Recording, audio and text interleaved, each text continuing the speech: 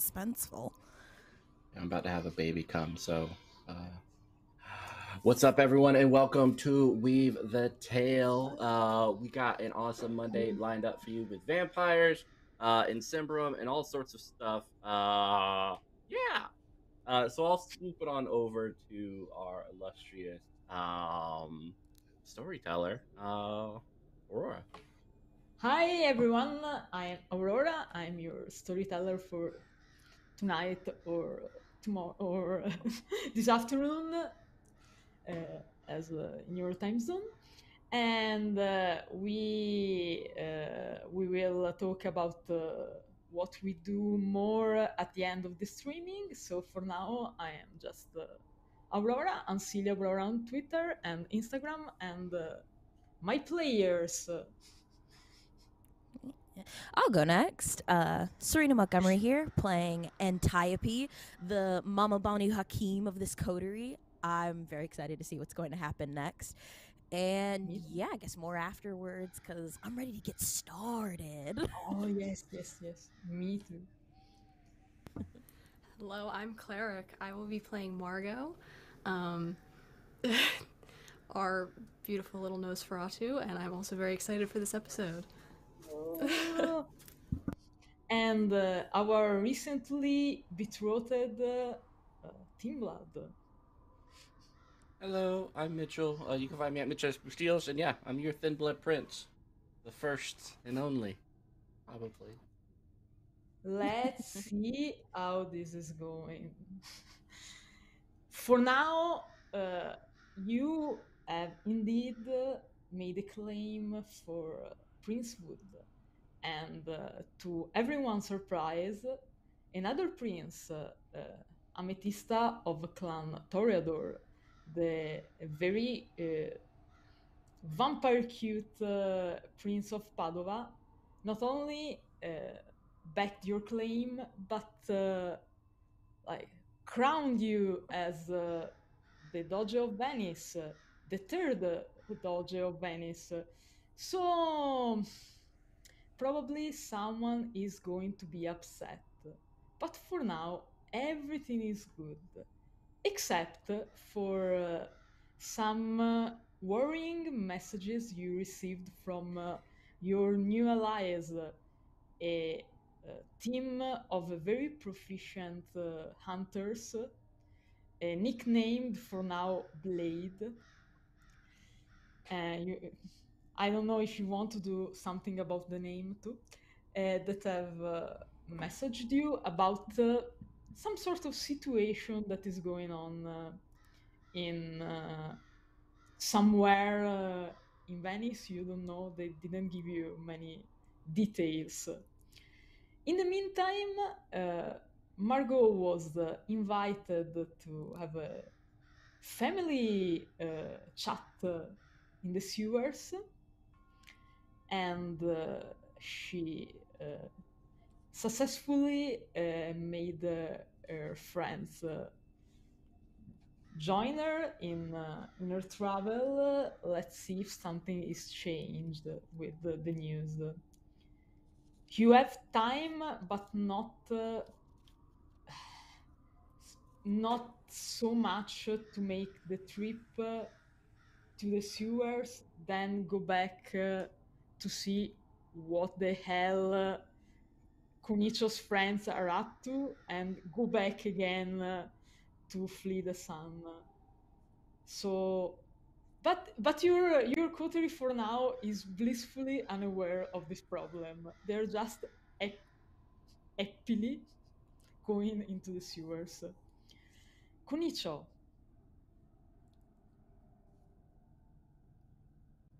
I'm a ride or die, so I gotta go with I gotta go check in with my hunters. I'm gonna hug Margot and be like, I'm so sorry. I got something came up. No, that's fine. I was mostly letting you come because you wanted to. I'm fine. Yeah, I did really want to. But good luck and stay safe.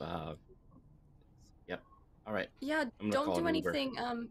Yeah, okay. Don't do anything crazy. Okay.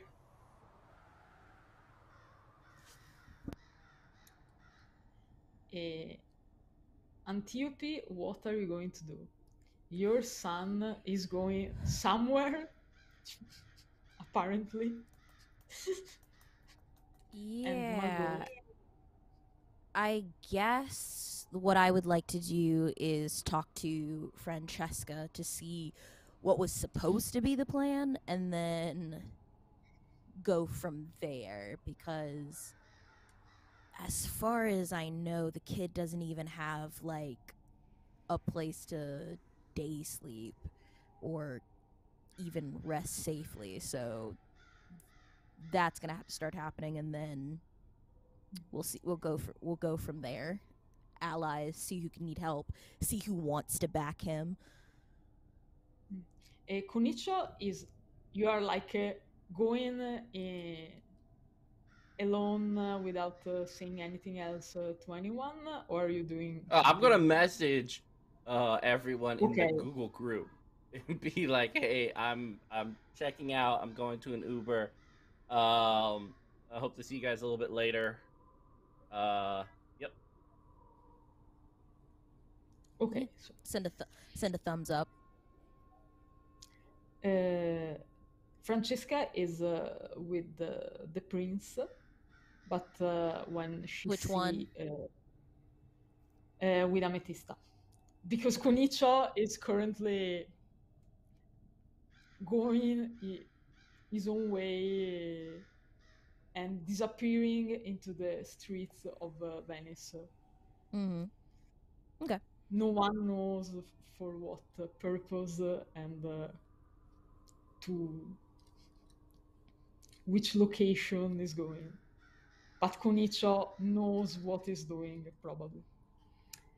Francesca is actually watching him leaving, but if she's surprised or worried by it, it doesn't show on her face, and she's chatting with the prince, with Ametista, that she's about to. You think she's about to leave Antiope? My prince, Ametista, can I please have a moment with my clanmate before we leave? And Ametista is like, oh, of course, don't worry. I'm waiting in the boat. I'm not going anywhere, but please make it quick, because I want to be on my way as soon as possible. And she looks nervously towards the place you just exited. As soon as the fluffy skirt of Ametista starts to leave, Francesca slowly turns toward you.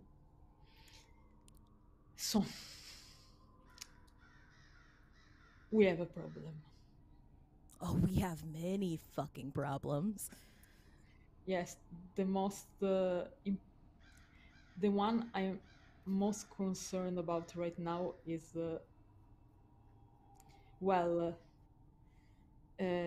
I don't want for Conicio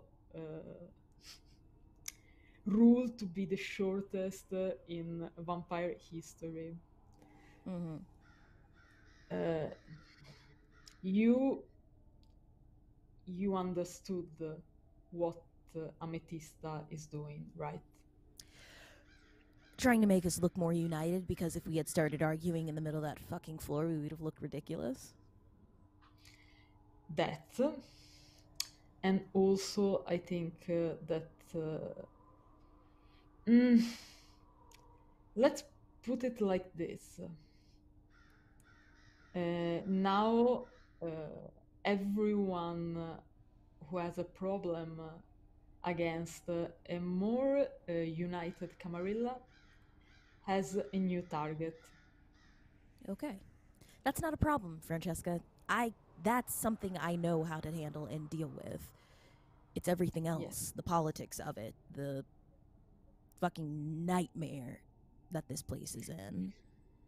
It's not I prefer the battlefield, but Yeah. I'll try to keep things in control from the politics sides We could as probably, much I as I mean, can. yeah, I'm but not I'm not a master of intrigue, but I know. let's see. I saw But I saw too much of this, and I learned some tricks along the way. yeah, but the thing you taught me is to always stick with your strength. What I think would be better is, yeah, Conicio is a lot of things, but he's good with people's not the right term. He gets people to like him. Yes. Getting him in the politics side is probably the best way to do it if we're fully backing him into this. And so I am asking you, being completely honest with me, are you going to back him?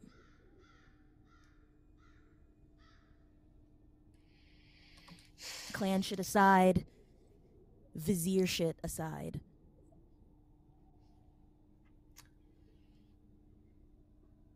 You trust him Enough to honestly. turn him. Yes. I will back him. I will back his claim, Okay. and I will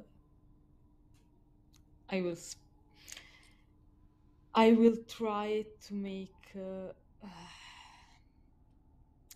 our employers, so to say, agree with this, because many will frown at Team Blood making this sort of claims. Yeah. I will back him, but you have to protect him because I cannot be everywhere. Yeah. I know. And I will. He has to look strong, and this is your part in the story. Make him look Francesca. like someone you don't want to mess with. Francesca, if there's one thing I know how to do is make somebody look good. She almost laughed at this, and is the Yes. closest thing you ever saw to a smile from Francesca. 77 years. I'm gonna get you one day. But really, I know you are, but be especially careful.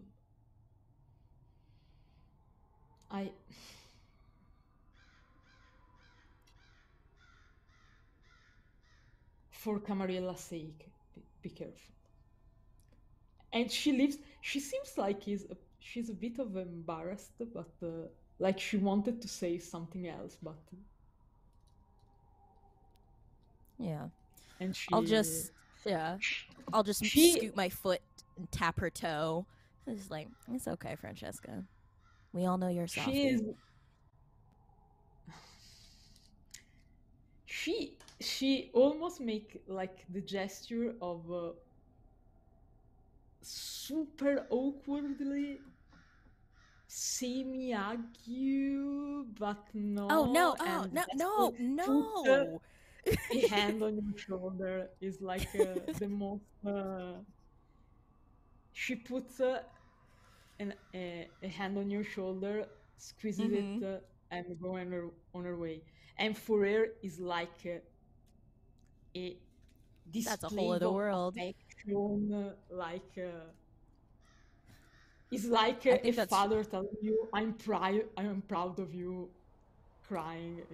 This is the Francesca version. I think that says a lot about our relationship that I thought she was gonna punch me, but you know. Okay. She seems a little bit worried, but yeah. You are also in like company, so her face like falls a little when she realized that she's going back with the prince, but she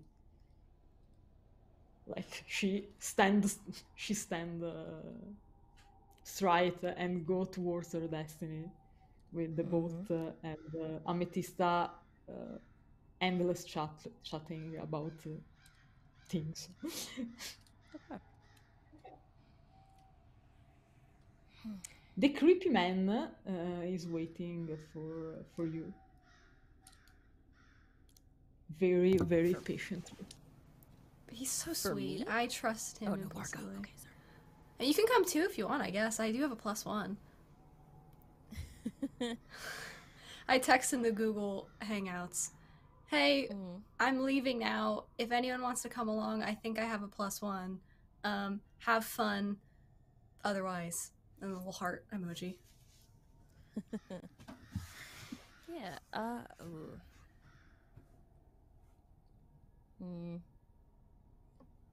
I mean, after Francesca gave me that, I feel like I have to go stalk Conicio for anyone That's stalking definitely him.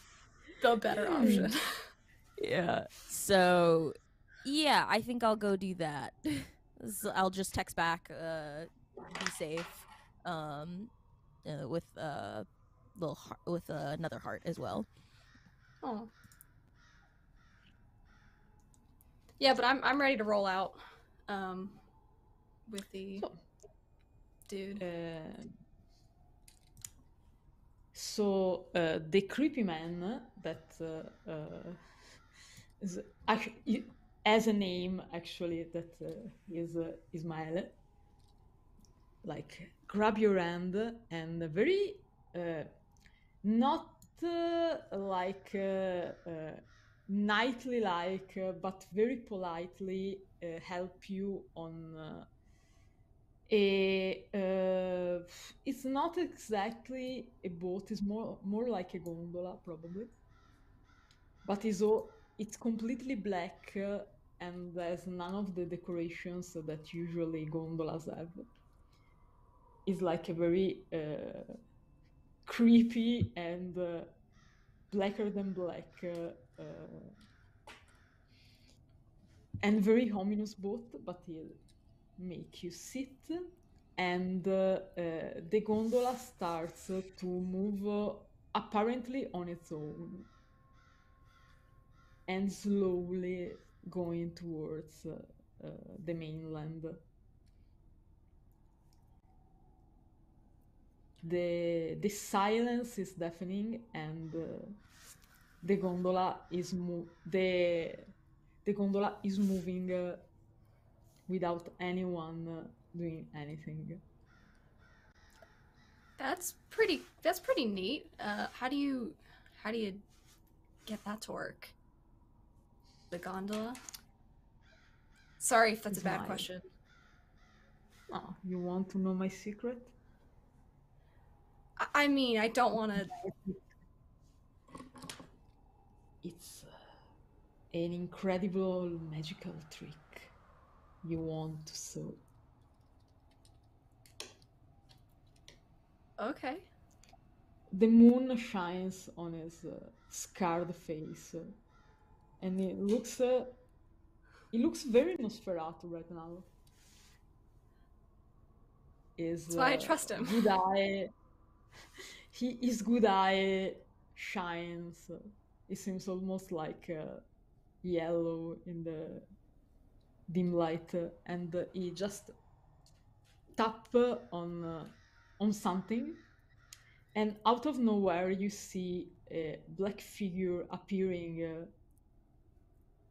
on the side when the gondola are usually like led into the waters, and you see this figure completely dressed in black, military gear, a black mask, and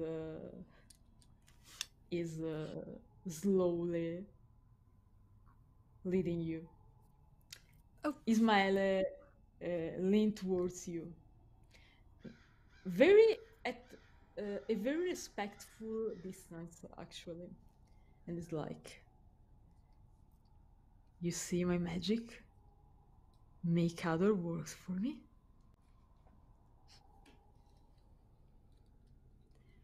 Magical capitalism, nice. Is is one of is one of your clan. Don't worry. Is one of the. Well, you're not supposed to know that, but one day Canaanites like him will be very famous around there. He's been trained by me specifically.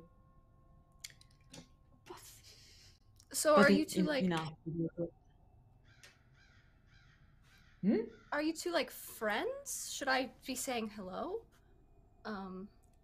Or no, it's my. I understand if they're shy.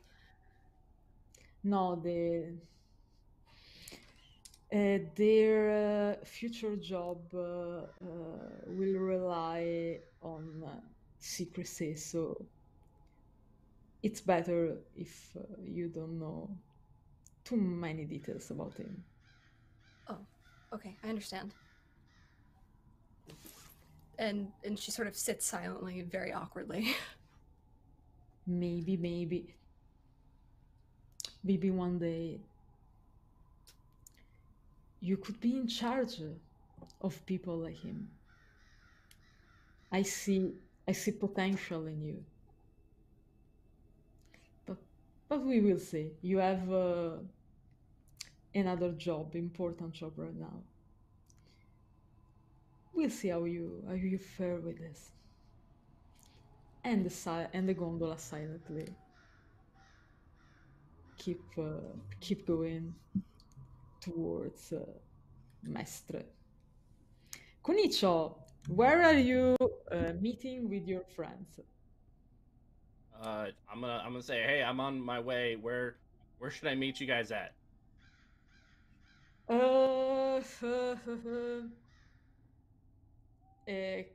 The cupcake lady? Question mark. Oh, okay, yeah, it works. I'll tell my Uber that we're heading off to Cupcake Lady. The old lady is at the shop. The shop is open despite being like nearing 3 in the morning probably. But the old lady is at the counter preparing cupcakes. Well, that's awesome. You gotta respect game when you see it. It's like, hey, how's it going? She smiles and waves at you and keep preparing. You sit for like Antiope. I don't know if you meet with Conicio at the shop.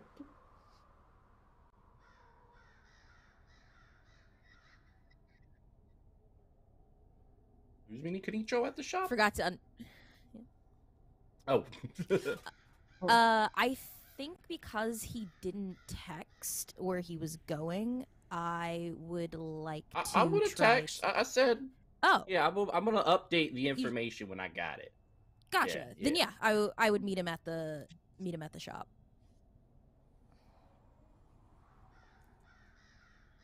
The shop is like probably is a place that Amethysta would like because it's very pastel color, like a bit ruined. The paint is coming off. Yes, probably this place has seen better days. Maybe one day you could like make the cupcake paradise great again. You don't know. For now, is very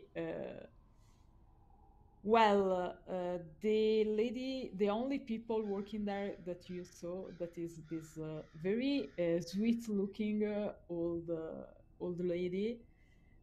Probably don't have the strength to start painting the walls, changing furniture, and so on. So the place is slowly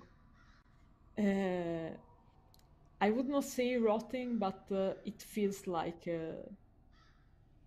it's probably its destiny if things I'm gonna are make a left note to untended. help her paint her house sometime in the next couple, or this help But paint this place in you the next see couple weeks. potential. The cupcakes looks really really good. Antiope, you can't really appreciate a cupcake anymore, but Conicio is I'm biting down. helping What? help. You're currently alone. It strikes you as a bit strange that this place is open at this hour, but other than that, it's pretty normal. For now, you are alone, but for the old lady preparing cupcakes. And occasionally giving cupcakes to Conicio without him even asking. Like, oh, this is cute. Oh, I made this for you. It makes me think about you because you see, it's a bit pink like your hair. So it's Conicio cupcake. Oh, and, thanks. And yeah. When I lick this buttercream and bite into this this cake filled with banana pudding, it's great. She's an artist of cupcakes. Yeah, I'm like, I think of you every time I bite into this soft and sweet thing. That's such a flatter.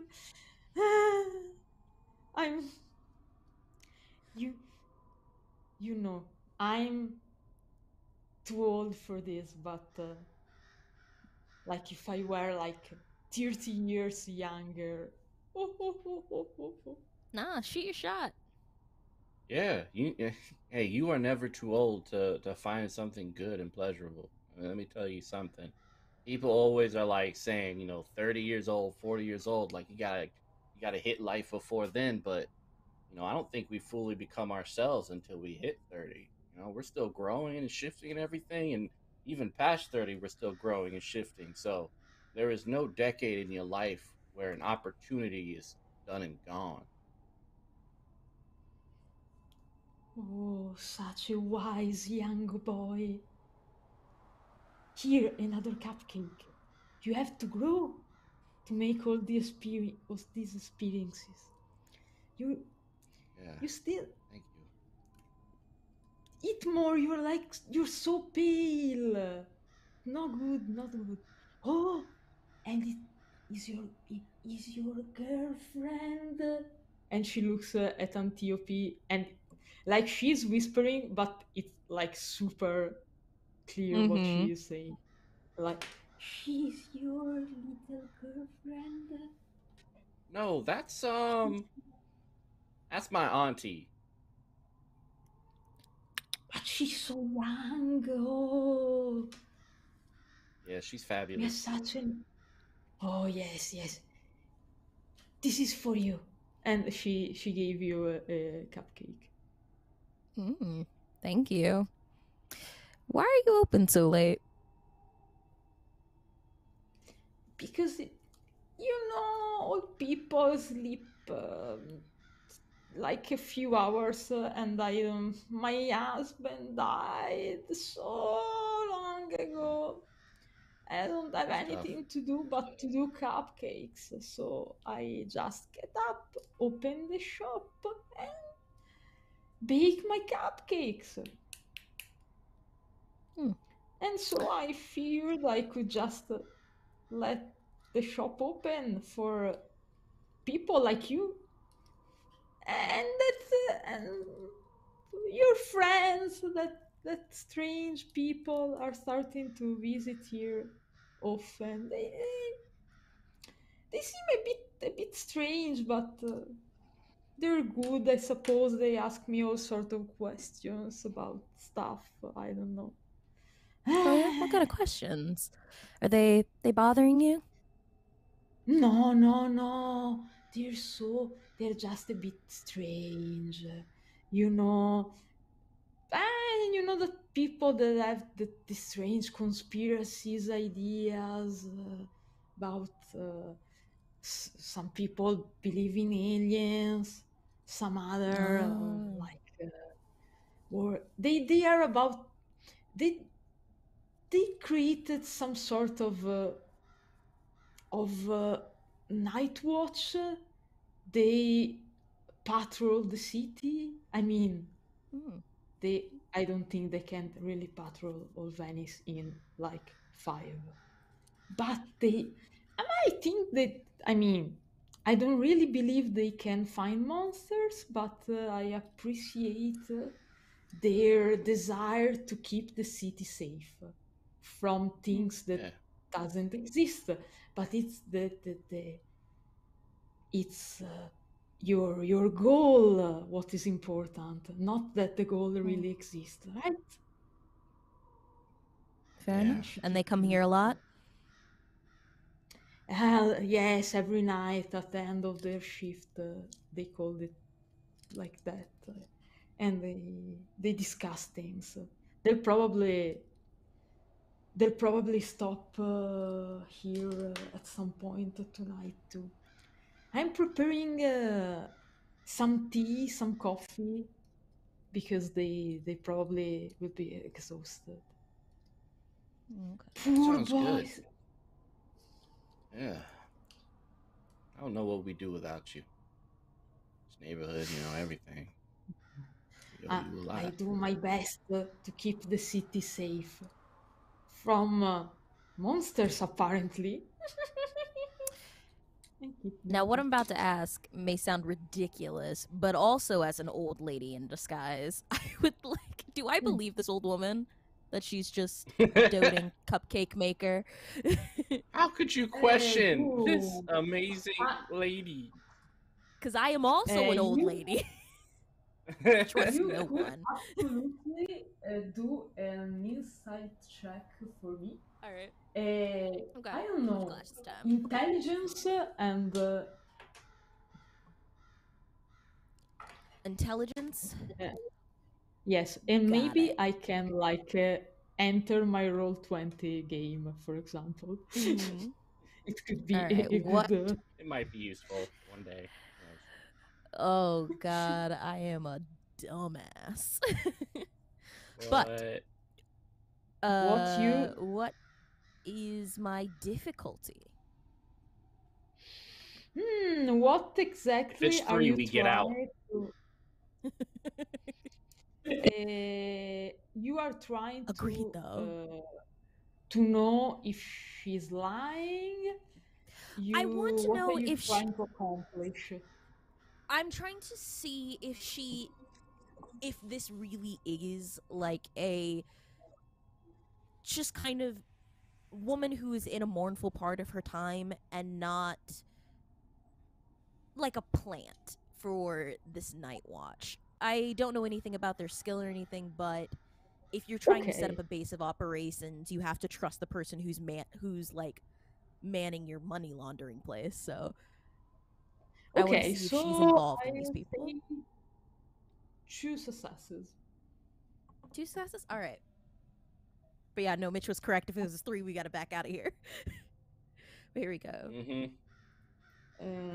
Okay, perfect. I succeed just Yeah. barely. I am so hungry.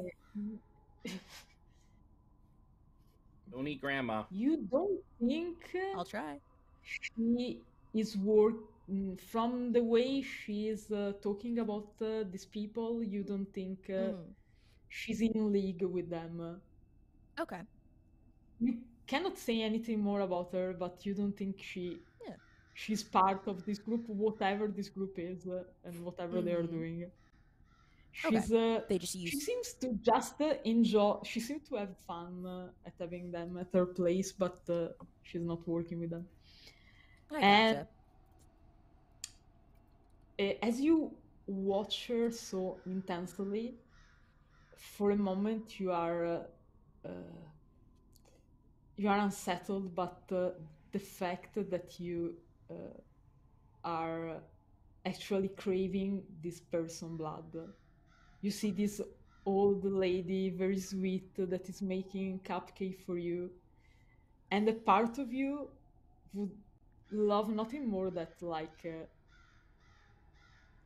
rip her throat open and drink her blood. And this image is really, you know, you're hungry, but it seems to never get easier. So as you thinking about it, the door open, and you see a 3-person that you actually recognize, because one is the finger man, as he is called right now, the person that you captured, and Conicio take one of his finger as a trophy, probably. Allegedly. A few months ago. And the other is the other two are the probably relatives, you don't know, of the old man that the famous knight a few months ago tried to catch Margot with a net. Yeah. You don't see the old man, you see these two guys. They're probably around, one is around 18, late teens, and the other is about probably 22, 23, you don't know. They seem very, you don't know them, Conicio, and they seem very, very, very, very worried, and also like a person that barely survived the fight of their life. They stumble inside the shop. They look at Antiope.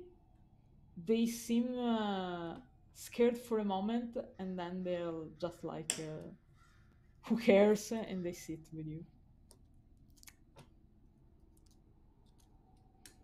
One finger look at you, Conicio, in the eyes, and it's like, she's safe. We can't talk in front of her. Conicio, we have a situation here. Like a real what's the situation? The trio look at each other like,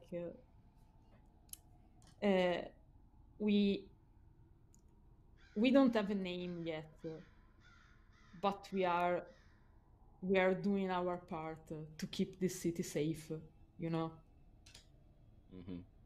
We make patrols around the city. We investigate strange occurrences in our university for now, because like you start from a place you know well.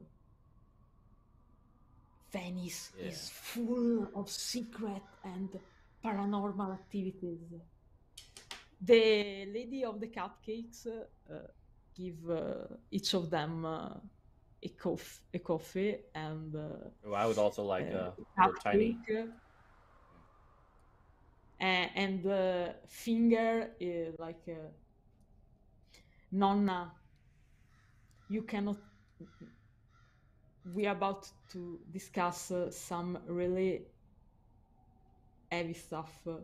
Probably you should stay in the back room preparing more cupcakes. These things are, you're not ready. The old woman look at them with the, you know, the look of an old lady could give to one of her grandchildren who is playing some sort of game, and like, oh yes, my dear, oh yes, yes. I'll wait in the back room till you or your friends are done with. I'll wait. If you need more cupcakes, knock on the door. Go. And maybe I hope we will survive, but if we don't, Nonna will love you. Yes, I'll do more cupcakes. I mean, obviously, we're going to survive. Like, let's not go I crazy here. I don't know. I don't know. We were not. I mean, we found we found the source of one of the most terrifying legends, urban legends in our university, and it was a vampire. We are sure that we have captured the target, and she's with the grandfather now. Who's grandfather? The one with the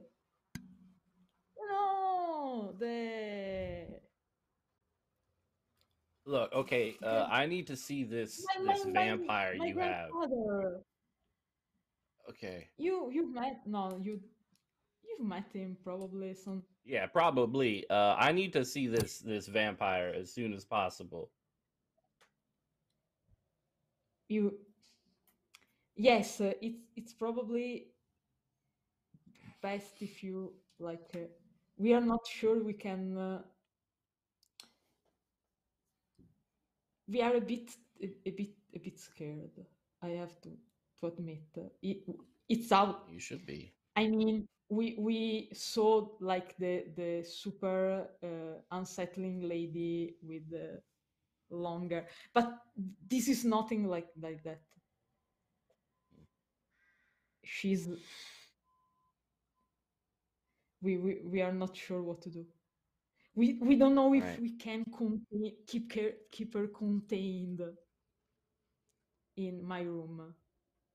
All right, let's call an Uber. Let's get to that place like right now. She was quite. I mean, she didn't really fight when we extract her from our campus, but I don't know. I don't have a good feeling about this. You have any pictures of her? They look at each other. You idiot! I told you we have to take evidence. No, that's good. No, that's good. You do not want any evidence whatsoever. She was like waking up the whole campus with order knocking on my friend door. We were in a hurry to bring her away. Yeah. All right. Let's go right now to this vampire that you have, and we'll figure out what to do after I've spoken to it. All right. In the meantime, yes, the old lady in the back room is making you can feel this sweet cupcake, strawberry and smell coming from the back door, but the lady didn't emerge from the back room, and you exit towards whatever this group I have captured. In the meantime, Margot, you are at home finally. After a while, it was a while. You are back in your crooked house with your crooked sire, and everything feels like home, except for the man accompanying you that knock on the the small door. Wait till finally the door slowly open, and slowly and very, very awkwardly, your the beloved spider-like figure of your sire emerge from the small door. He has a tin hat on his head. He took off his hat and bow to Ismaele. It's always a pleasure. You have fetched our little Margot here. Thank you. Have you any news, any orders from our king? And smile, a very cold smile. And yes, I have indeed. Can I come inside as a guest, please? One of the incredibly long and skeletal arm of your sire just point inside the house. Please, I would never be so unpolite as to let one of his messenger wait outside. Come. And Ismaele entered, and then your sire grab your hand, and his horrid face comes as closer as possible to you, and his mouth become larger and larger till it almost rip open his face and like, welcome home, my child. Enter. We have surprises, it seems. Enter. And he guides you inside. The thing you immediately notice is screaming from one of the rooms. But you know the rules. The screams don't concern you. You don't have to listen to the scream. And I don't hear anything. No, it screams. Please, no! But your sire seems to be unfazed by the screams too. He ignores them as is the costume in your house. They come from a small. All the rooms have very small doors. You don't know why. You are not even close to the taller of your family. Even you have to bow slightly your head to pass through the door.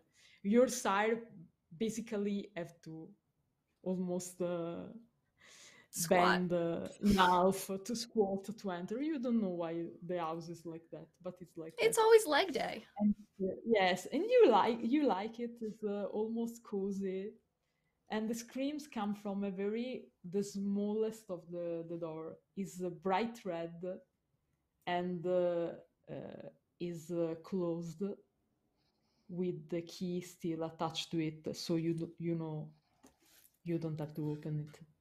Closed doors are never to be opened.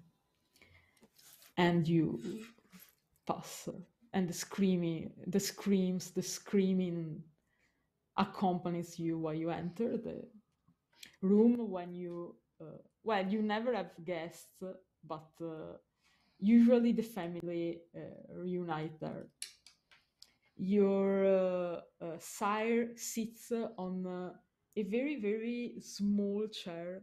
It's like a child chair. So it's absolutely unsettling hilarious to see sit because it's something like he have to his knees almost are this eye above his head to stay on this I've chair. offered to get him new chairs. And- I've offered to Amazon No, something. it's his chair.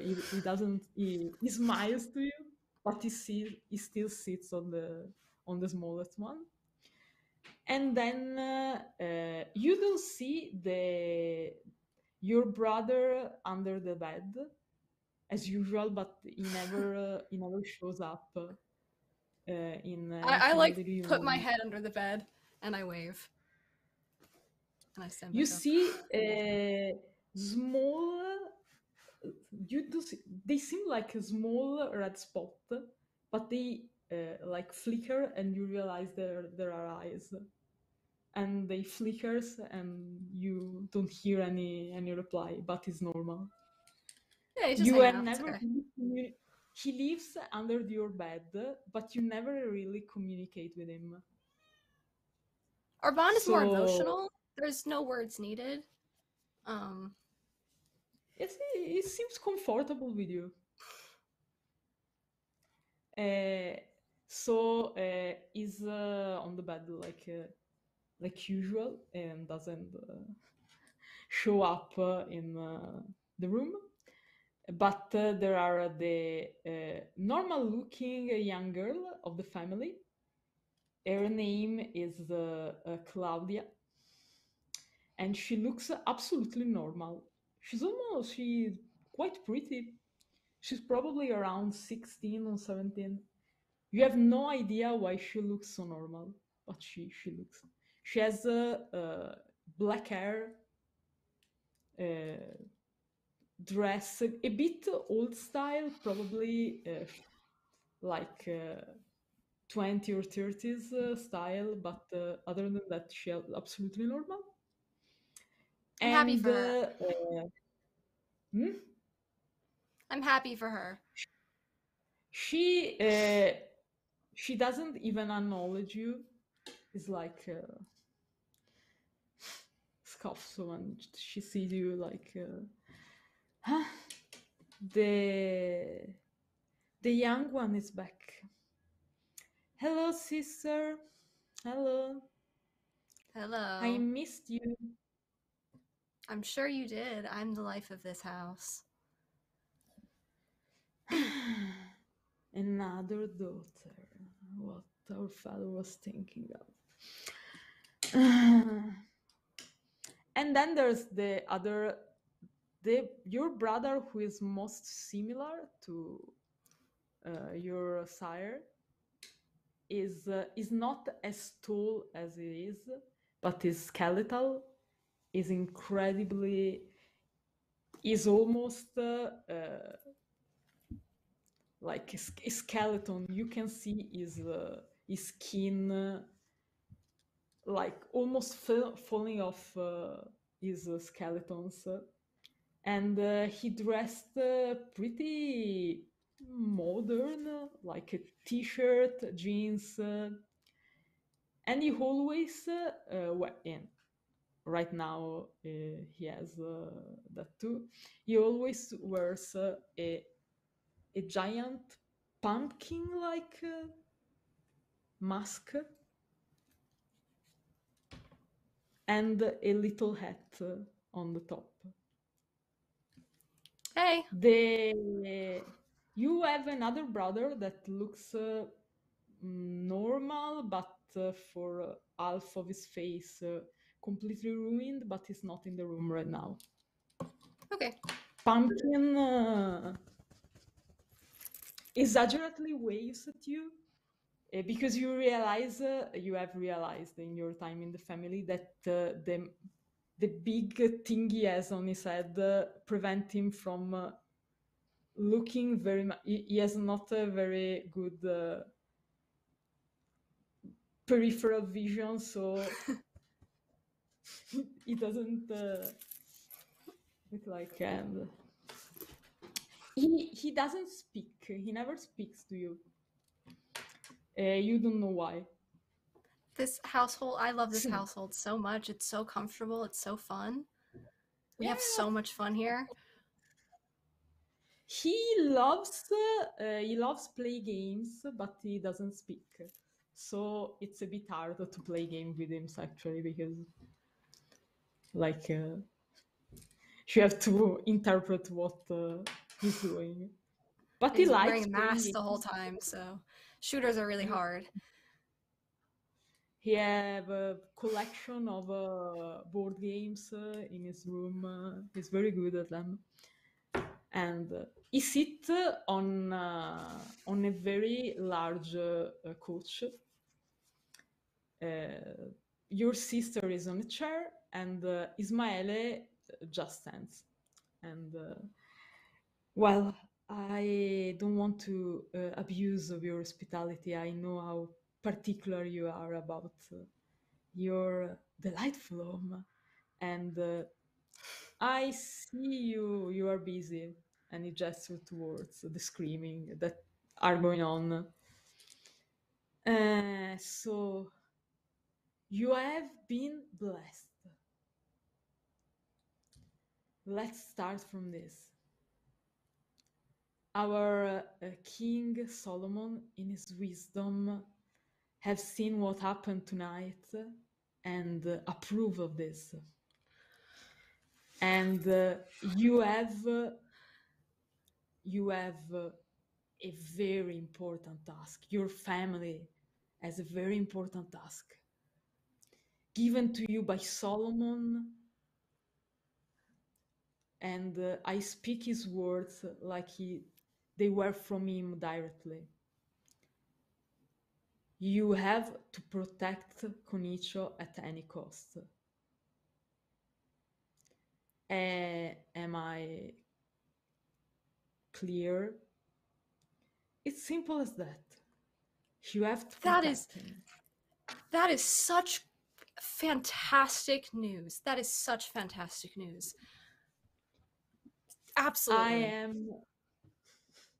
I'm glad to hear you saying that, because I was thinking, with your father permission, obviously, that you in particular should be charged of Conicio protection, because you are his coterie, and so you are already familiar with him and with his work. So, well, you are the perfect person for the job. Thank you. Thank you so much. I was really nervous because things were getting a little weird back there. And I know my father said that I couldn't fight anyone and I shouldn't. Now is that okay to protect my coterie mate? Ismaele smiles. Is a cold but also fatherly like smile. It's a bit strange and unsettling. You are not only allowed to do that, my child. You are expressly requested to do so. Conicio has to survive. And does that mean he can sleep over? That is not for me to choose, but for your father to decide. Oh, I was fully looking at my father.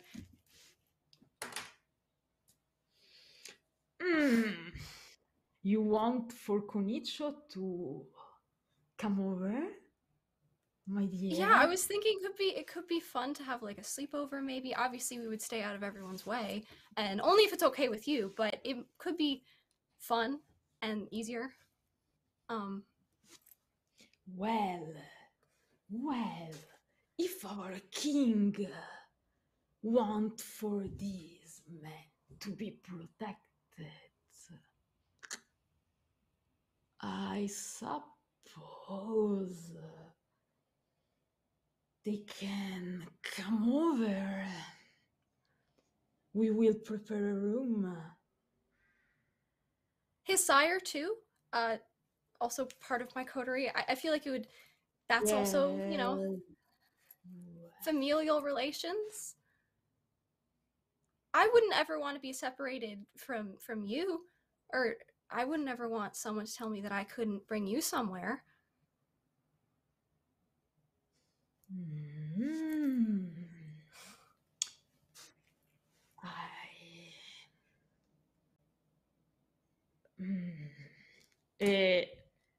Claudia is like, really, father? Strangers? Not Nosferatu in our home? A team blood in our home. You remember what happened? You barely look like a Nosferatu. I don't know what your issue is. Your sire just raised a skeletal finger towards her. You will not speak another word on this matter. Okay? Who is the one who will decide what is best for the nest? Claudia freezes. You, father, obviously. He nods. So, they can stay if they want. Thank you so much. Happy family. But they will follow our rules, right, my dear? Oh, of course. Of course. They're super good with rules. They have to follow the rules because the rules protect us. I'll make sure of it. Maybe. I know I sound harsh sometimes, but one day you will be old enough to understand what we are doing here. Screams resound in the house, a particular high-pitched screams. We are working for a better world, for everyone to be happy. Right? We are all happy here. And everybody knows that. Even the big pumpkin head. So we will prepare a room for them. And so, if there is anything else, Ismaele seems to catch the moment he has to leave, and is. I will excuse myself. I have to go back to, the project we spoke about. I'm still waiting for you to choose someone on your family for that. I will in due time, Ismaele. Thank you. It was delightful to have you here. Thanks for the ride. And Ismaele left. No one actually rise from their seats, and he go out on his own. Well, time to celebrate. The crooked man rises in all his quite impressive height. Is so thin that he doesn't look imposing most of the times, but when he really straight his back is about 2 meters and half high, so it's quite imposing. Time to celebrate. Come, my children, come. And it's something you are used to right now. because he took off his little hat, and the pick from inside it, like some sort of clog with jaded parts. It's pretty. It seems like some torture tools, you don't know, or probably some broken cogs from some machine, you don't know. And he spun that on his finger, and he spin faster and faster and faster, and finally he slice his neck. Blood start to pour from his the cat, the pretty ugly looking cat, and you know that is the sign you can drink from him. Aw. All together, like it's a bit horror like version of like puppies or kittens drinking from their mothers. It's pretty unsettling and disgusting, but for you it's very cute, and it's a show of love. Come, drink, my children, as we unite under the moon, under our father Nosferatu, and under our dark father Cain. And I let Raphael drink from me as I do it. And every Pumpkin has a hard time because his head is quite, his mask is quite hard to navigate with, so it keeps bumping, and until finally he managed to start licking. He has a very, very long tongue, so like a serpent, so it actually starts licking. And at some point, your father just snuff off of the candles that were illuminating the room, and you hear footsteps, very, very, very rapid footsteps, and then footsteps receding, and going back to under your bed, probably. It's very, very heavy footstep, but really, really, really fast. You want to take a peek? Can I? Yeah, absolutely.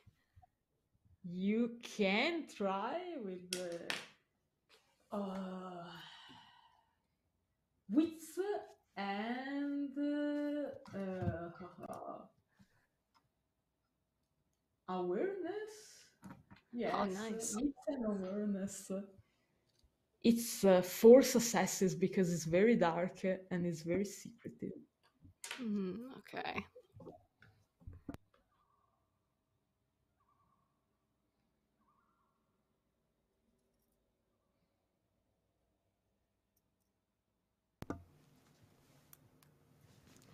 I got a 10 on my hunger dice, but I got four successes. You catch he's is short, but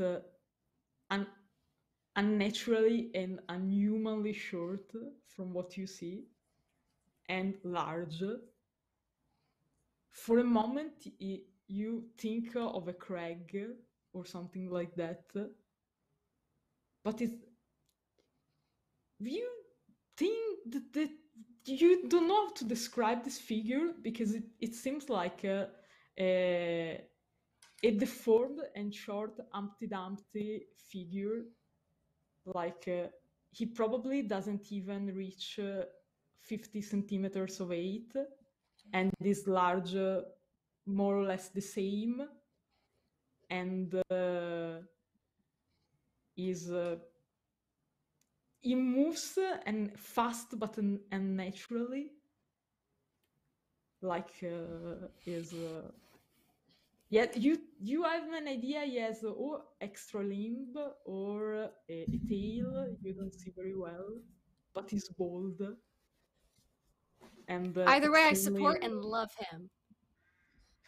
and it's very, it probably reach your knee maybe, and you don't see, you get the sense that he lives under your bed because it's not very hard for him to stay.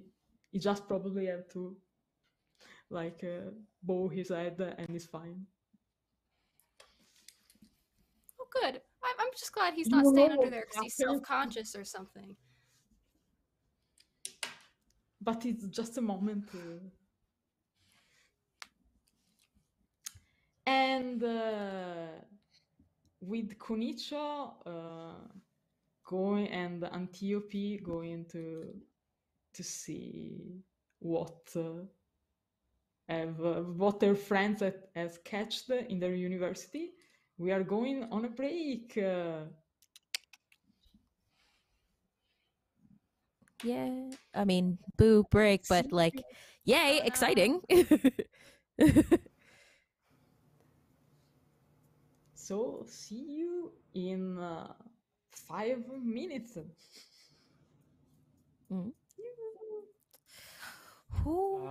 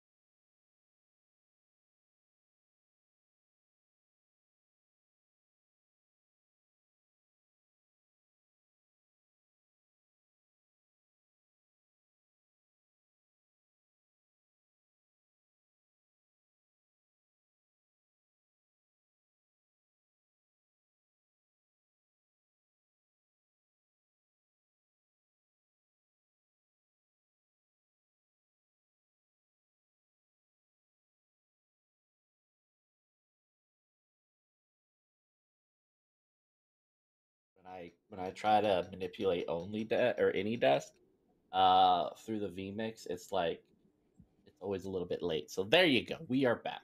Boom. Woo!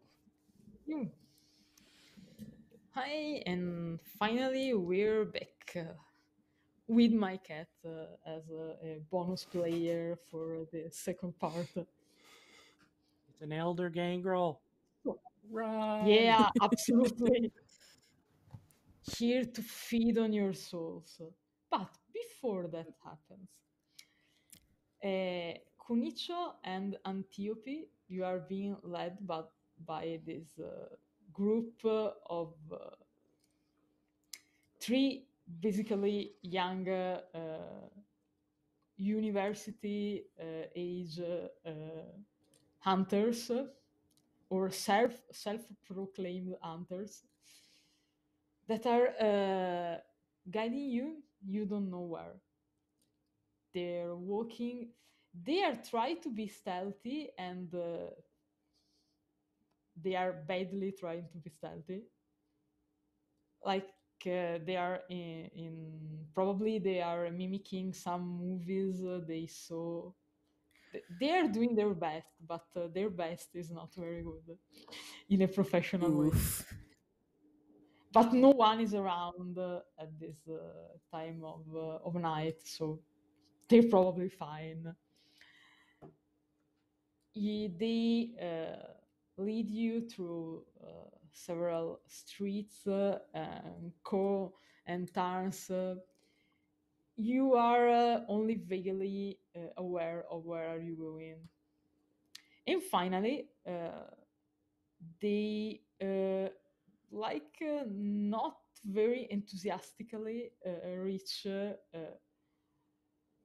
what is a very probably student's apartment. You see, it's very the building itself has not distinctive features. Is like gray and left to decay, and with some very sad plants in front of the door. Like they probably were green at some point, but now they are reaching their gray death stage. And you cannot embrace a plant, so they soon will be beyond anyone help. Okay. They seem like no one of them want to be the first to enter, and they like keep looking at each other. Look, I'll Okay. I'll open it. Okay, guys. And I'll pull out my gun. Make sure I have the dragon breath loaded into it, and I'll open the door. Just be like John Wick in the movies. You see an old man. You already saw Hans because he was running to catch Margot. Is an old man, almost bald. Looks at you like, what the hell are you doing? He's sitting on a couch with his net that is like his signature weapon, and a knife, a kitchen knife. Where's the package? The package. Right. He gestures toward one of the door. Like, no movement yet. I kept my eyes on the door. All right. I noticed everything. Yeah, I'm sure. Buddy. Yeah. Just sit there. We got it. You can get my back. I'm gonna open this door and figure out what this thing is. He slowly rise with some. He probably have like some back pains or something because like. Oh, that stinks. I know how that is. I wait. Wait, I come to. I have your back. Don't worry, I have your Hey, back. it's okay. Down. Yeah, when Auntie tells Okay. you to sit, you sit. And the one of the two guys is like, Grandpa, stay behind. Just watch the door in case anyone, you know. Okay, you got it. And net in one hand and kitchen knife in the other, like drag the coach towards the door, the front door. All right. I'm gonna go to this door with the vampire in it. You open the door. What you do? Everyone is like at your behind you, watching like. Yeah, I'm gonna turn on the flashlight and just kind of look inside to see who's in. You see a figure sitting on a chair in the front of the door.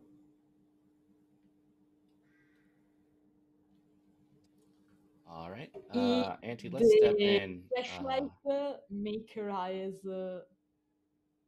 shine for a moment, but it doesn't or seem bothered by it. Yeah. Once Auntie is like in the cell with me, I'm gonna close the door and just let them know absolutely. not to open the door until we give the signal. No, you're crazy. She's Conicio. Look, I'm a professional. All right, Conicio, the Conicio. So y'all sit out there and you shut the fuck up when grown folk talking. Now close this door. We're gonna handle our business in here. Stay safe. Okay, roll. Keep your ears out. Okay.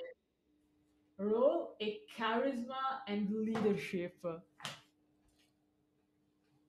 Yeah. Go.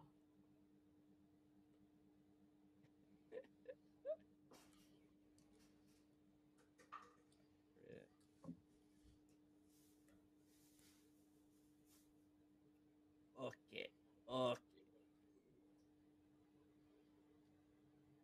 Okay, 2 out of 2. Okay. Just no. For now, they seem to listen to you and they keep out. But they were not so eager to enter the room to begin with, so probably. Yeah. The room is dimly lit because they left the lights, the main lights off, and they just light a small like table light to just faintly illuminates the room.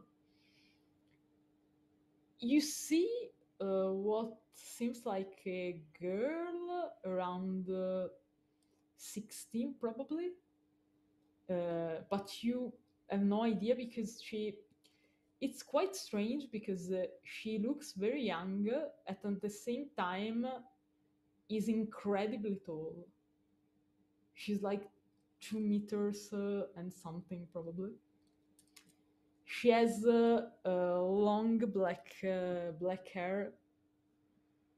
that partially hits her face, and her dress is it was something very fashionable probably, but it's ripped off, dirty. uh, she has only one shoes, she had socks that were probably very colorful, but now are just muddy and dirty. And she's just sits there and doesn't do I mean, anything. I'm gonna look to Auntie to take over. Yeah. I'll walk up to her and be like, "You alive, kid?" She looks at you. She has very small. Her eyes are incredibly small.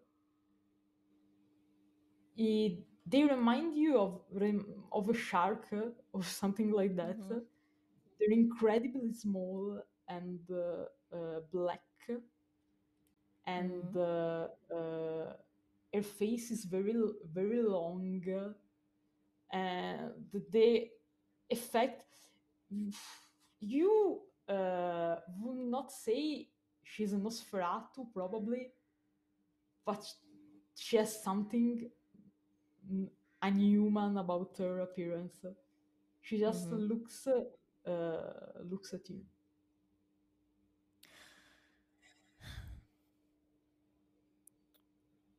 We would like to know what happened.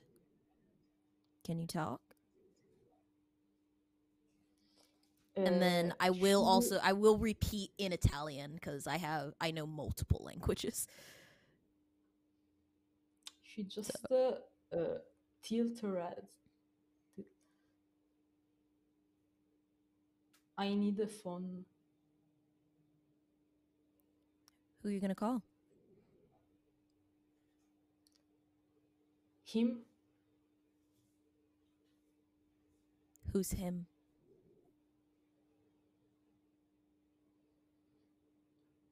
My fated one, my beloved. He's not answering. I have to call him.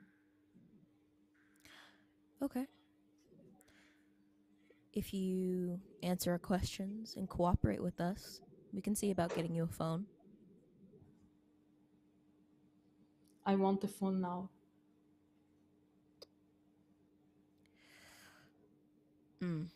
Not how this is gonna work. She tilts her head in the other direction and just looks at it.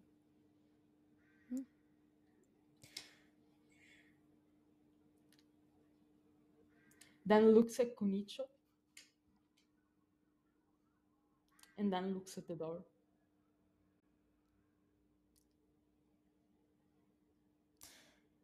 If you want help, you're gonna. I think we're plenty cute. Where is the cute one? The one at university. The one that brought me here. Okay. He was kind. Well, he was not like the other one. Mm-hmm. And he tilts her head in the other direction again. Yeah, look. And looks at the door. If you want help, you're gonna have to help us. We'll get you a phone and call your beloved. I don't need that. I need the phone. Okay. What is this woman's mindset? Like, she's just sitting here, correct? She's not tied down or anything. She's just. Try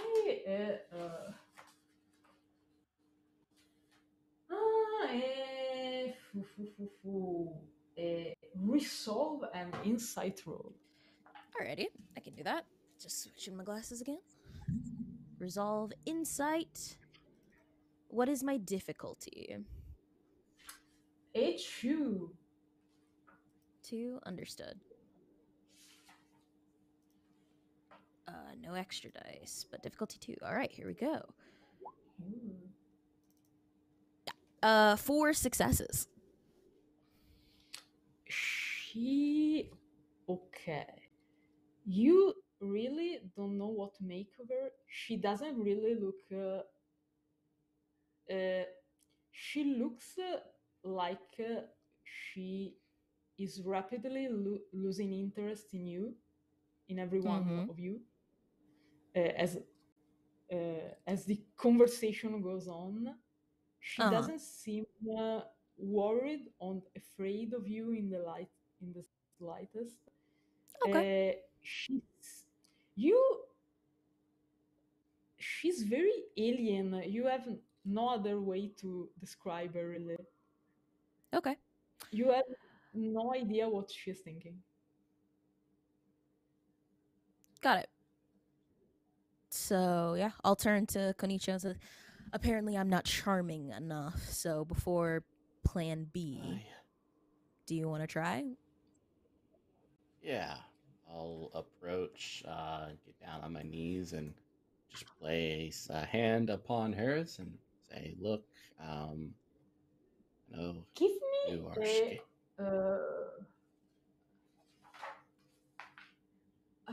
what? wits and awareness roll. Finance? What was that? Wits and awareness for you. Oh no, very aware.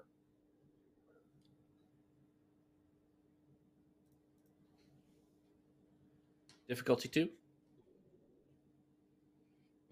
Yeah. One, I'd say 1. Even. Oh, okay. Well, I got 1 success.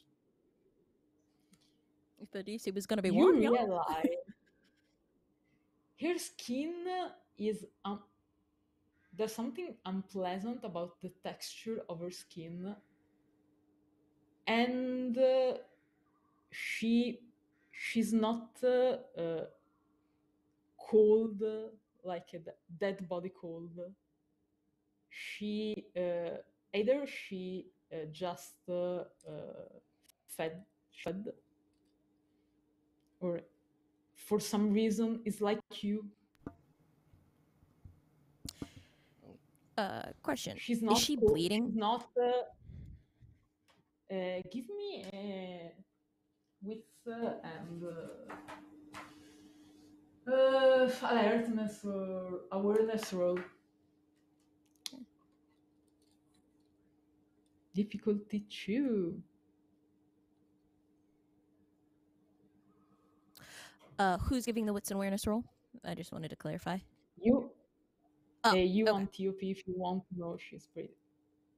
Yeah. No, is she bleeding anywhere? Like, because you described that the hunters were beat up pretty bad, so I wanted to see if she had any blood on her at all. One success, no, 2 successes because it's very. Okay, what's awareness? Got it. Not easy with all the dirt and so on. Okay, here we go. Ooh, I did get 2. Nope, I got because remember it does the number of dice rolls, the number of successes, and then if I failed the success, I think it's a bestial failure. But I did get 2. He doesn't seem bleeding or hurt in any way. Okay. She seems healthy. She's very pale, but she doesn't seem to be bleeding. Yeah. Then I'll wait to see what happens with Conicio before I make a move. All right. If you don't mind, I'm just gonna check over things to confirm what you are and such. Do you what were you doing last week? I was dating my beloved. Okay. What does your beloved look like? She just like look around like she's looking for a bag or something, and she frowns, and then she screams, but is such a nice scream that you take a step back because it's really loud. My bag! Okay, okay. From the other room, you hear the room opening, and one of the guys, one of the two, the university age grandchildren of the old man come with an extremely dirty looking plastic bag. It's not a bag, it's really plastic from supermarket like plastic bag, but it's like dirty and dripping stuff on the floor. And the guy, here you are, please just don't scream anymore, please. She grabbed the plastic bag and she smiles at him, but she is a very unsettling smile. You are kind. You're not like the other one. She slowly put the bag on her lap. It's dripping, you don't know what. It smells like old blood and something else. Okay. She searched in the bag and... can I push that guy back out the door if he hasn't left yet? Yeah. He is in the room with you right now. Yeah, no, I'm kicking him. I am kicking him back out physically if necessary. Yeah, we want privacy, because Margot said I can only break the masquerade one time. But we've met our quota for the night. Maybe I can help. Nope. You is out. Yep. She was. What I say about grown folk? Wait, she was knocking on what? Before I push him out the door. I know the guy. We found. I think I know the guy she said she's dating. Name? He's my friend. Cool. Name first and last. Marco De Luca is at my university, but we go to the same classes. Okay.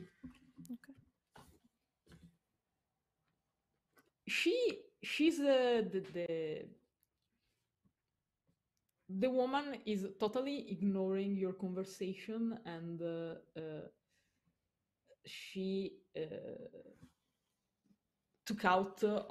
takes out of this very dirty bag a notebook. She show you a page with a photograph attached with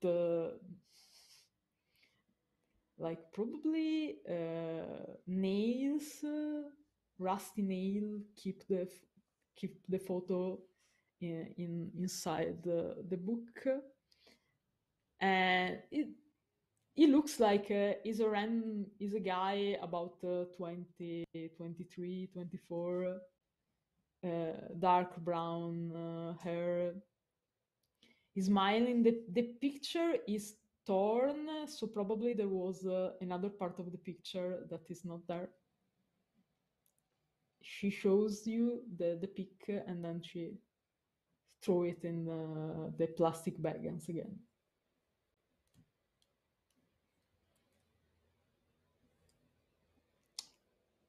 And he looks at the guy, the hunter, and can I have your phone? I have to call him. And he's like, again. He gives her his phone. Yeah, no, I'm gonna stop that. Yeah, get that phone, push him out. Yeah, and I'm done. Now that he's given me the guy's name, I'm gonna push him out the room. Mm-hmm. It's not a problem pushing him out of the room. Mm-hmm. Okay. So, not to be... Well, actually, no, I'm going to be super rude. I don't know anything about this Marco De Luca, but she... little unhinged.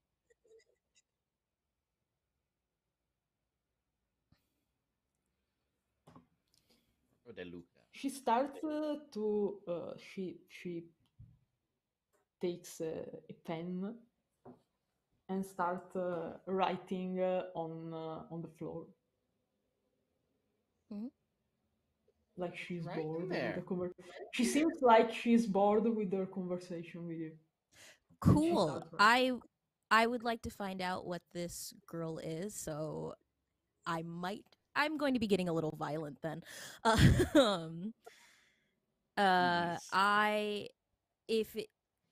I would like to try and like take a knife out from my one of my like pockets, and I definitely want to try and cut her so I can get her blood on the knife. Okay, so I'll hold her down if necessary. I don't know how strong. This might be a test of how strong she is as well. okay, she doesn't seem to be paying attention to you, but give even me better. a dexterity and a wits and brawl roll. Wits and brawl. Yes, Could it be wits and melee if I'm using my knife, or is this to yes, grab her? Well, okay, melee. If you're using your knife, yes. Let's see what Okay. she can. Yeah, no problem. To see if she noticed you. What shall be my difficulty? Let's see, is a contested roll. So let's see what Okay. she's rolling. Okay, I have too much. Okay, I have to roll. I don't know how to roll all the dice. I have to roll. She rolled so good. Oh, why my characters never roll like this? So here, 3, Frick. 4, 5, 6 successes. Yeah, if it gets violent, I'm ready for that. Okay, absolutely. So 6 successes. Yeah, Here we go. It's just to see if you can. Yeah, I'll roll a rouse check to. Ooh, I'm at 3 hunger though.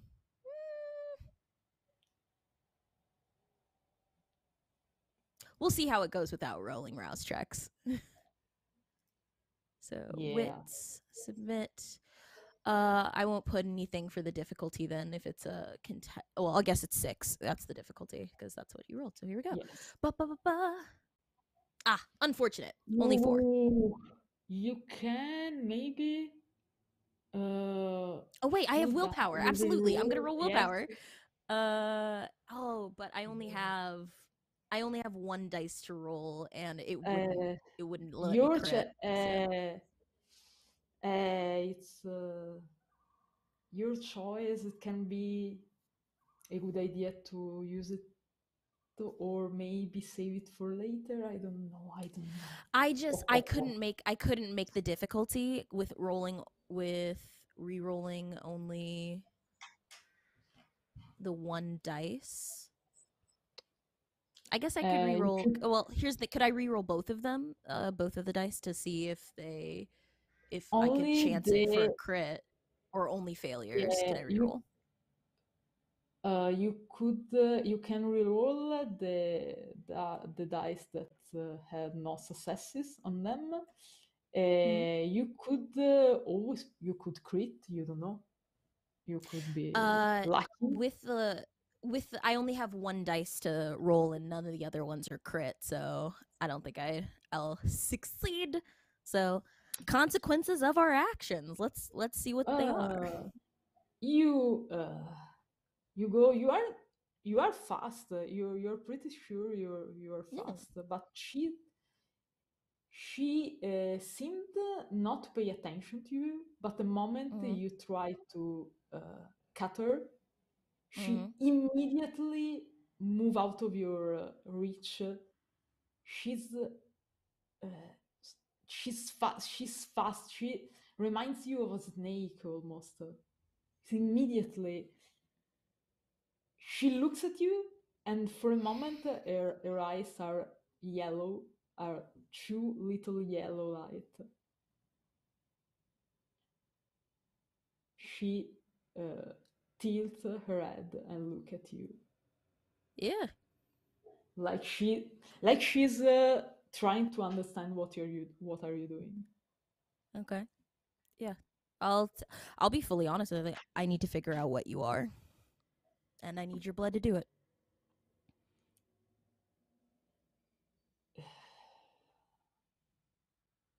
Can I have a phone then?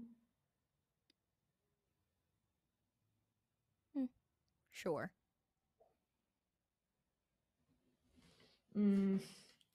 She looks around.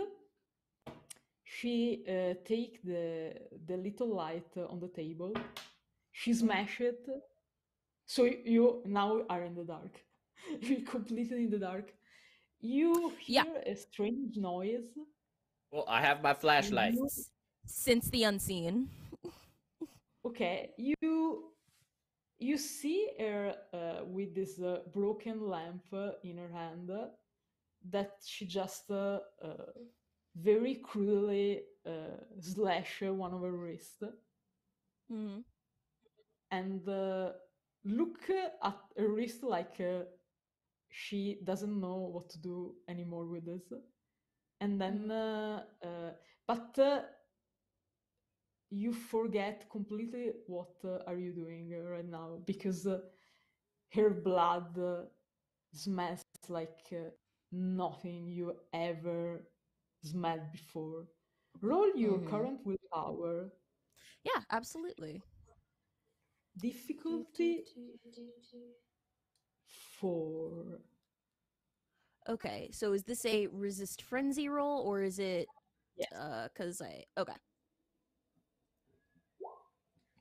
5 successes. You sense Actually your beast a whole lot more than that, cuz that's a crit. You almost hear outside your head the beast screaming. Oh, no, and you are very grateful for all the training under Francesca about self-control, because you feel your beast almost in control, but almost. You, Conicio, are just seeing a weird woman smashing her wrist for no reason. You have the sense she probably have broken her wrist by mistake, probably because it is like in a very odd angle, and she just give you a wrist. They're very broken. Like fucking Christ. How are you moving? Yeah, I'll swipe my finger against it and then lick my fingers and use taste of blood. Oh, you are tasting her roll again. Okay. For frenzy. For frenzy, got it. You're hungry and your blood smell and taste extremely good. Okay. Oh boy! But even with even critting, I'm not okay because I am okay. I'll. It was a crit. If it's okay if you say I still, still, because this is very understandable. If I need to reroll again, I just didn't. I intentionally didn't bite on it. I dabbed. So, but if I still need to roll, fully understood. Since you critted, you really want to drink her blood, but you. I gotcha. Oh, how this works? It's the first time you use it, right? Yes, it is. So it says I need to make a resolve blood sorcery roll at difficulty 3, and with a win, I can determine the resonance and intensity of the blood if it's human. I can also identify if the blood belongs to mortal, ghoul, vampire, or other supernatural creature. Go with the roll. Okay. So very hungry. So can I? Okay. So I guess it's just resolve, and then when it asks for a secondary, click none. And then extra dice. There we go. Come on. I got willpower to spam, baby. Difficulty is 3. Yes. I did it! Ooh. Yeah. So, Barely keeping it together. You realize her blood is literally like nothing you ever tasted or smelled before. She's not a human, but she's definitely not a kindred. Fuck. Is that what Thin Bloods usually register as? What do Thin Bloods register as? Erist is once again in the right position with a very loud and unsettling crack. Phone.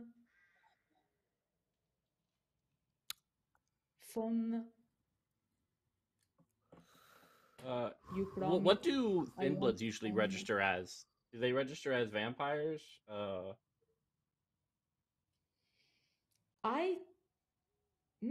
That's it. Probably as something kindred related. Probably you're not like a kindred, like a bit more powerful than ghoul, but not vampire. So this is something totally not of our world. It's something else. Fun. And I want to eat it. I want to eat it real bad. Yes, you want, absolutely. I'm a fucking vampire. I'm gonna try to eat this girl. Hold on, Auntie. Why don't you wait until we go figure for out it? what it go is? for it. I guess not. Can't we figure? Can't we figure it out after we've eaten her? Dexterity and roll if you want to do that. You can certainly try. Look, after this, Auntie, we're gonna get some. We'll get something, but like, we don't know who this belongs to, or what sort of power they have, or what that blood will do to you. No, that makes a lot of sense. You're hungry. You're looking at a Twinkie that's right next to the sewer grate, and you're like, okay, it looks fresh enough for me to eat, but I tell you, it's not. Just to see who she screams once again. Fun! You have to literally. And then I'll hand her my phone, one of my burner phones. She take it. You notice that her nails are all broken and jagged and dirty. She starts to make a number.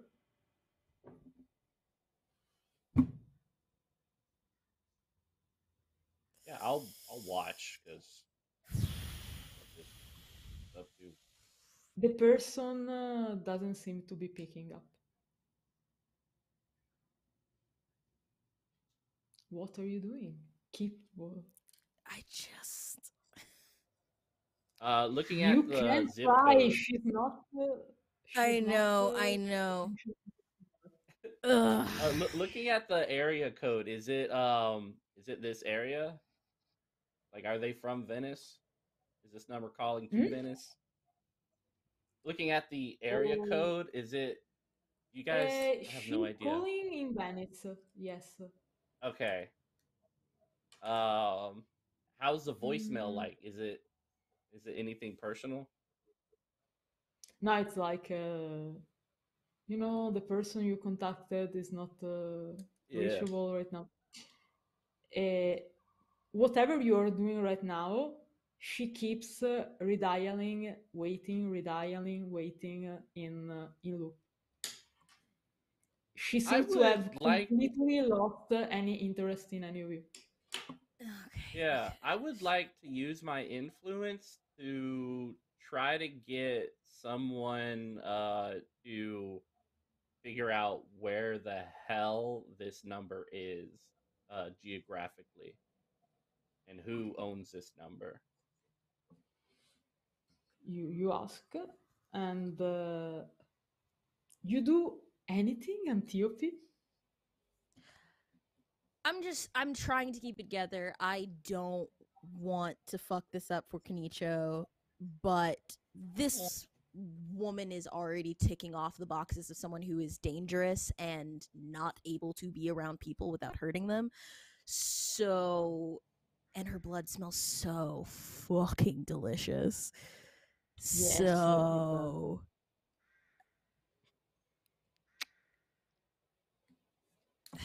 I'll keep it together for now, just so, because I don't want to be the person to begin undermining Conicio's, because I do believe in him, so I don't want to start that. I don't want to start that tumble, but I'm barely holding on. There's so much love here. Your we friends. We have coterie convictions for a reason. Yeah. Your friends, Conicio, told you that is an apartment almost inside the university, is in the campus, basically. Do they know the name associated with the number? You real is this Marco De Luca that she's talking about.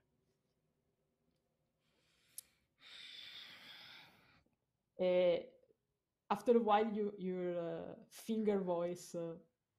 So everything is fine. She is one of you, right?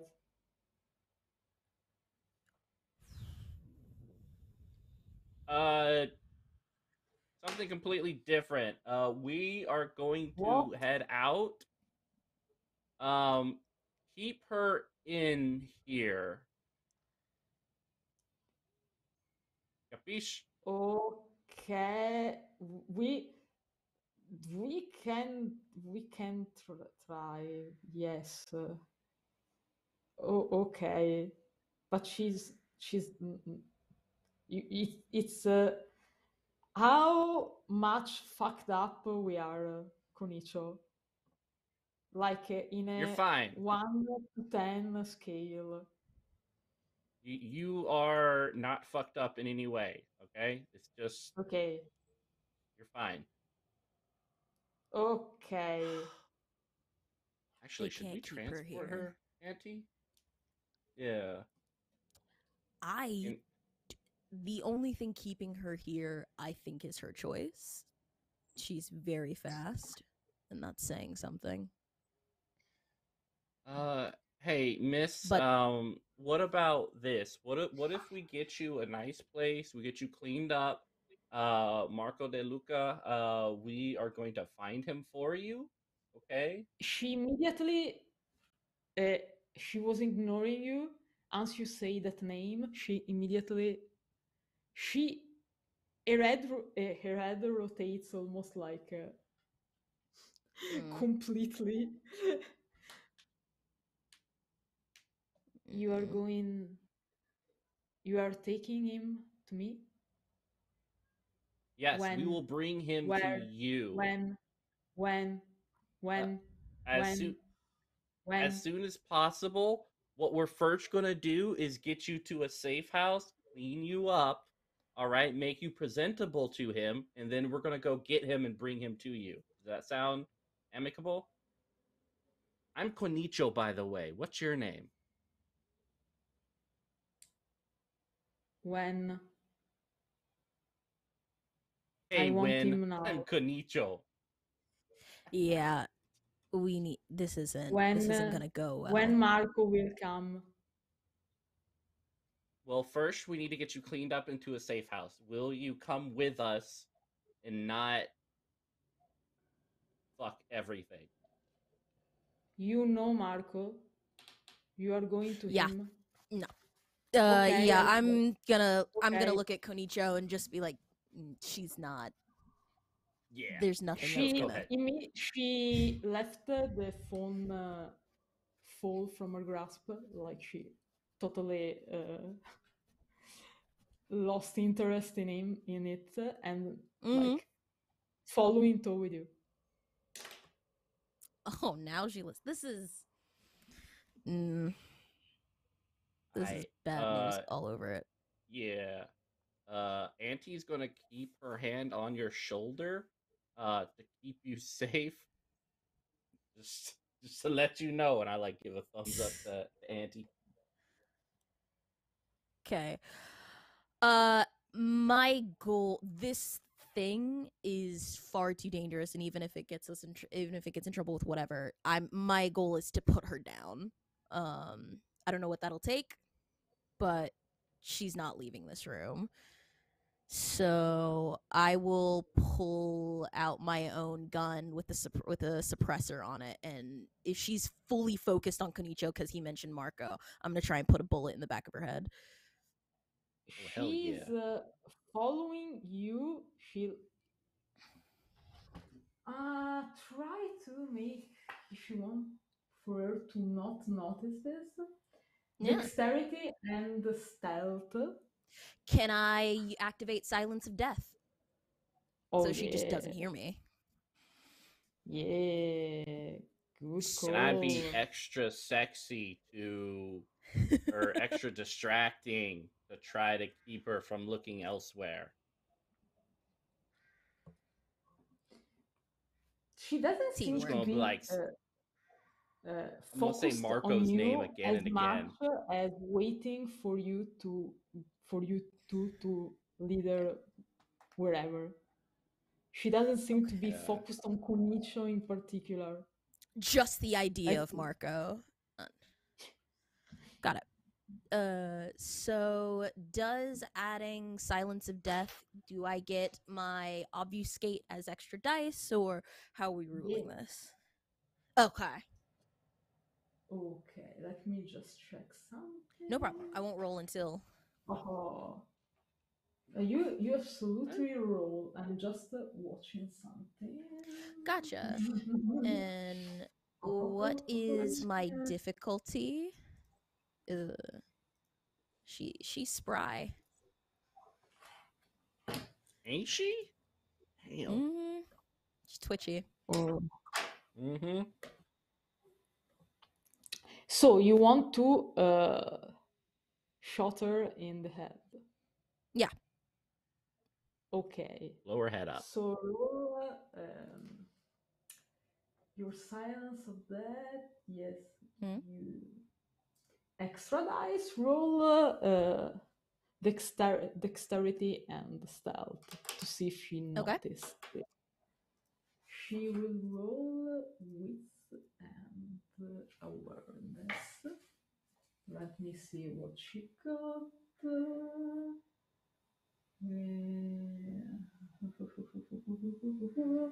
Okay. Oh my god. Looking up the rules for mages. It's legit.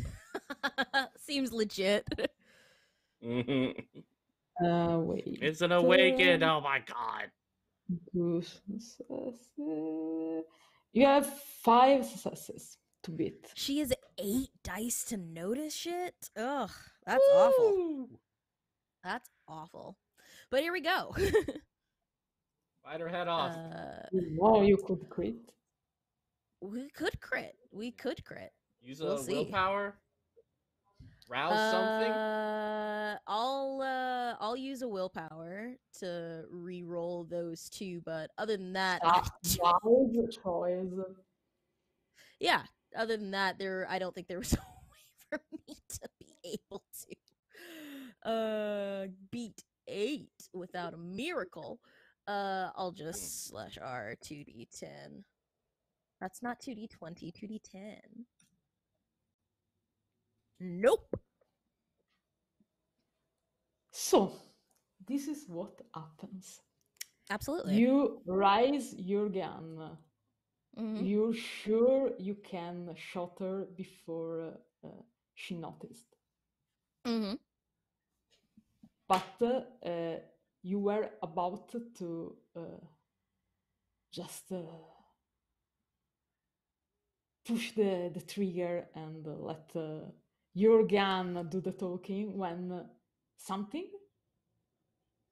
hit your wrist and make your aim go astray, and the bullet just hit somewhere in the cellar, in the ceiling. And when you look at this something that hit you, it's a tail, a scaled tail. You immediately look at her, and you see it's really disgusting. You see her face elongate, and her body swollen, and her arms suddenly retreat and become shorter and shorter. She's a dinosaur? What? Is her called Yoshi. Her face, you cannot call it a face anymore. It's like a serpent-like creature with this black. She still has black hair around her, and she emits something like a really an animal cry you never heard before. Is a hiss. It's like a disgusting hiss, and she scream again. You hear the door bust open. What is? And oh my God! Keep it locked, you dumb idiots! You hear people screaming in the other room, running, things being like smashed on the floor, insane screaming, neighborhoods that start, what's going on? Stop doing this noise. And you have in front of you this nightmarish serpent-like creature that hiss in your face, and you... Oh, hell yes. I'll hiss back. You smell like putrid water in her... from her mouth, disgusting mouth. And it's like, absolutely. She's about to say something, and we will see you again next week. Aw, snap. Is she gonna say I surrender? Oh, she was gonna definitely eat Marco. Probably. She was for sure gonna eat Marco. What Marco ever do? Be cute, apparently. Oh man, I know that she feeling. Has a it's really, a hard really life. Big mouth, so she could probably eat. We can start the next session with you being engulfed in her mouth. Oh, I'm gonna be a hard pill to swallow. I'm gonna attempt to be. I'm an easy pill to swallow. Or maybe she wants to be friends with you. You don't know. You will find out next week. Look, never have I ever tried to shoot someone in the back of the head and immediately became friends with them. That's never happened to me. So. It does tend to make friendship very difficult. But, it's you ever met a creature like her? Nah, but I bet she tastes good. Time. Yeah, it's happened. Every now and then. Hope you enjoyed this game, and you have to come back to watch us next week to know what is a very charming lady is and what is going to do to our coterie. All right, real quick before we head out, we'll give everyone one last chance to plug the things that they got going on, starting with the famous Sarina. Hi, Serena Montgomery said at the top. You can find me on Twitter at SarinaCarolyn. I am the mainstay DM for Dice Droppings, and you can find us on Twitch and on Twitter at Dice Droppings and on YouTube. I have some stuffs in the works. I want to start, branching my way out more into the tabletop world. So I want to start running some one shots of completely different systems that I have fallen in love with, and toss some things out there so I can begin to master Twitch as well. But that's me. Heck yeah. Oh, that sounds awesome. And you always have a place here on Weave. I'm going to try to recruit you. I just got to work on it. All right, swooping on over to Cleric. Hello, I'm Cleric. You can find me at Twitter, on Twitch at ClericalCleric. I write things. I sometimes stream things. I post all of that mostly on my Twitter. So if you want to hang out, that's probably the best place. Yeah. Mitch. Unseelie. No, that's you. No, I go last. Okay, you go last. Yeah. I am UnseelieAurora. You can find me on basically every social media existing and non-existing. I write games, I run games, I am try to look like a professional DM, and sometimes I fail, sometimes I succeed, but if you want to know what I do, follow me on Twitter and on Instagram, and Mitch, it's your turn! Yeah, you can find me just at the above, MitchsBustillos. I'm the co-owner of Penny for a Tale and Weave the Tale right here.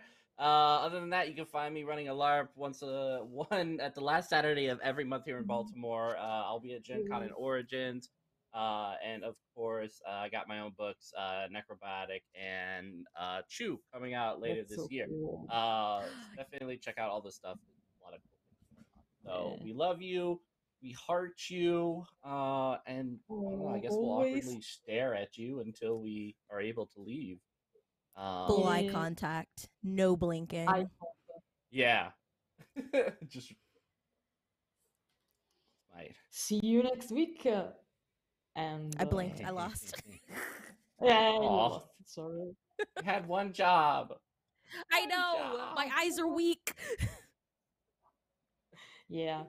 What's awkward is this might actually take some time. So, yeah. What you guys doing next week?